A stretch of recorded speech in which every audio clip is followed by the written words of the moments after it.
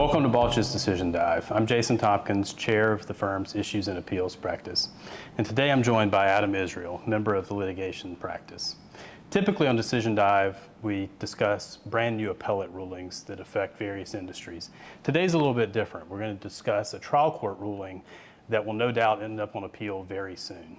And that is the case of Ryan LLC v. FTC of the Northern District of Texas, in which the court struck down the FTC's non-compete ban. So Adam, what's the key takeaway for businesses that use non-compete agreements after this ruling? Well, for the time being, the good news is the pressure is off. So if businesses were getting ready to comply with that notice deadline of September 4th, they can dial that back right now. They don't have any sort of current deadline that they have to comply with. They should continue to monitor the litigation as it moves through the courts, because you never know what an appellate court is going to do, and they may put the applicability of the rule right back in play, and businesses may be put in the situation of having to comply sometime down the road. So they need to stay vigilant and stay tuned and pay attention to what's going on. In the meantime, it's still very important to sort of be aware of what is going on the state level and make sure that your non-compete agreements and other restrictive covenants are compliant with applicable state law. By way of background, can you tell us a little bit about the FTC's non-compete ban that was at issue in this case? Sure. About January of last year, 2023, the FTC proposed a rule that would essentially ban all non-competes within the United States. That rule went through a notice and comment period during the rest of the year, and earlier this year in April, the FTC finalized that rule, and that was published in the Federal Register. The rule would essentially have outlawed all new non-competes going forward, so no companies, with few minor exceptions, could enter into new non-competes with their employees. And it also prohibited them from enforcing old non-competes with most of their employees. Pretty much immediately, there were legal challenges to that rule, and so we've sort of been in a period of litigation since since late April. What types of industries are affected by the FTC's non-compete rule? Well, the FTC itself said in the rule that about 1 in 5 Americans were subject to non-competes, and so it estimated about 30 million Americans were subject to such agreements. So it affected virtually every industry in the country, from sales to software to industrial. Everybody was affected. And that non-compete rule was slated to go into effect in just a couple of weeks on September 4th, I think. But yesterday's ruling from the Northern District of Texas invalidated the FTC's non-compete rule entirely and said that it's no longer going to go into effect. What was the basis of the court's decision? Sure. Yeah, that's correct. So the rule was set to go into effect on September 4th. And I'll just say that previously the court had issued a preliminary injunction staying the enforceability of that rule, but only as to the named plaintiffs in that lawsuit. Yesterday's ruling invalidated the rule on a nationwide basis for everybody. And the basis for that ruling was that the rule that the FTC adopted had exceeded its statutory authority that was granted to it by the Federal Trade Commission Act that was passed back in 1914. Essentially, the court said that the Federal Trade Commission doesn't have the authority to issue substantive rules like the one that it did. The court also held that even if the FTC had the authority to issue the rule that it did, that it didn't have a sufficient evidentiary basis for issuing the rule, and so its action was arbitrary and capricious.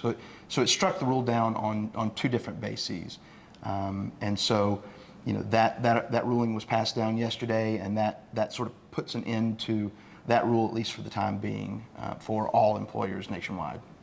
And as I read the opinion, the court seemed to draw a distinction between the FTC's authority to issue rules or regulations about unfair methods, but not necessarily about unfair practices, and perhaps gave some examples about the FTC's authority to regulate individual entities' practices through enforcement actions, but maybe not industry-wide methods. Is that a distinction that's important as we go forward? Well, it's important for the FTC's authority generally. Here, the FTC attempted to sort of outlaw all non-competes in a blanket manner as an unfair business method. And the court essentially said rule or Section 6G of the FTC Act doesn't give them the authority to make such sweeping rules. They could still potentially take individual actions on a case-by-case basis to challenge the enforcement of specific non-compete provisions as an unfair business act or unfair business practice. But as a practical matter, the FTC doesn't have the resources to really make much of a difference in that regard on a national scale. Just because the court struck down the FTC's non-compete rule doesn't mean that companies are just free to contract with their employees any way they want, correct? I mean, as I read the FTC's rule, they recognize that at least 46 states have their own non-compete rules. Yeah, that's absolutely correct. So historically, non-compete have been governed, they're a creature of contract, and they've been governed by state law because they're contractually based. And various states have a patchwork of different regulations regarding the enforceability of non-competes. Some states take the position that they're completely unenforceable in their states. Others say they're enforceable under certain circumstances. So it's always very important to sort of consult your lawyer to determine what state's law is going to govern the non-competed issue, and to determine whether the covenant you have is going to be enforceable under the circumstances of that specific case. The court's ruling in Ryan LLC was a final judgment resolving all claims at issue, which means now the Federal Trade Commission can appeal within the next 60 days. What is the appellate process from here, and are there any other cases in the country that might be on a similar track? Yeah, so there are 3 cases in the country at various stages of litigation. The Ryan case is the furthest along. There's another case in the Eastern District of Pennsylvania called the ATS Tree Services case.